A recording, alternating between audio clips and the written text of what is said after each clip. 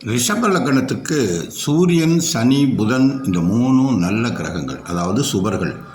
இதில் சனி தான் ரொம்ப நல்ல பலனை கொடுக்கக்கூடியது இந்த இந்த இந்த லக்னத்துக்கு.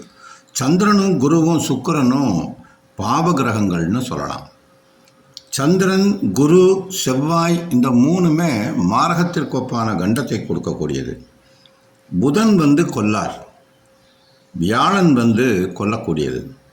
மாரகஸ்தானமாகிய 2, 3, 7, 8, 12ஆம் இடங்களில் இந்த கிரகங்கள்லாம் இருந்துச்சுன்னா, அதாவது மாரகத்தை கொடுக்கக்கூடிய கிரகங்கள் இருந்தால் மாரகத்திற்கு ஒப்பான கண்டங்களை கொடுப்பார்கள்.